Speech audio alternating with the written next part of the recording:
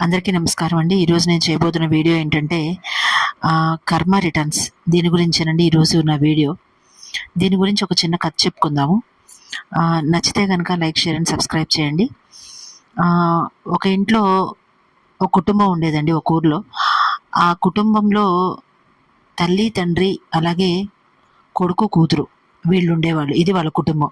అయితే ప్రతి కుటుంబంలోనూ మొదటగా ఆడపిల్లకి పెళ్లి చేసి పంపించేస్తారు. తర్వాత కొడుకు సెటిల్ అయిన తర్వాత కొడుకు పెళ్లి చేసుకుంటాడు. ఇది ఎక్కడైనా ఉండేదే కదండీ! ఆ విధంగానే ఆ కుటుంబంలో కూడా కూతురికి పెళ్లి చేసి పంపించారు. రోజులు గడుస్తున్నాయి. అలాగే కొడుక్కి కూడా పెళ్ళయింది. ఆ ఇంటికి ఒక కోడలొచ్చింది. ఆ కోడలు కూడా ఏదో కొంత కట్నాలని, కానుకలని, ఏదో బంగారం అని ఏదో తీసుకొచ్చింది.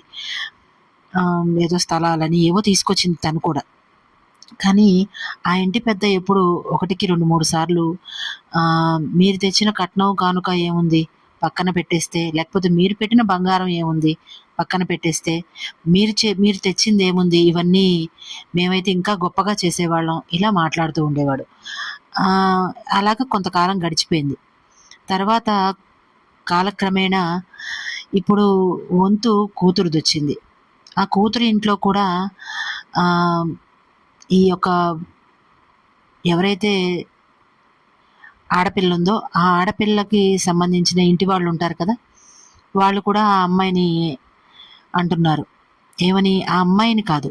ఆ అమ్మాయి ఇంటి వాళ్ళని అంటున్నారు. ఏమని? "మాకేం పెద్దగా పెట్టరండి. మీరు తెచ్చేవెంత చిన్నా చితక అంతే.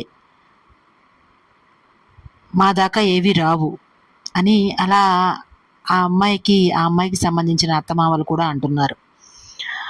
అప్పుడు ఎలా తీసుకోవాలి దాన్ని? అది ఎవరినంటారు? ఆ ఇంటికి సంబంధించిన తండ్రినంటే పర్వాలా. ఎందుకంటే ఇచ్చి పంపించింది తండ్రే కాబట్టి తండ్రినంటే పర్వాలా. ఆ ఇంటికి సంబంధించిన కొడుకునంటున్నారు. మగ పిల్లవాడినంటున్నారు. ఎందుకనాలి? అంటే అదే కర్మ రిటర్న్స్. అనిందెవరండి ఈ ఇంట్లో?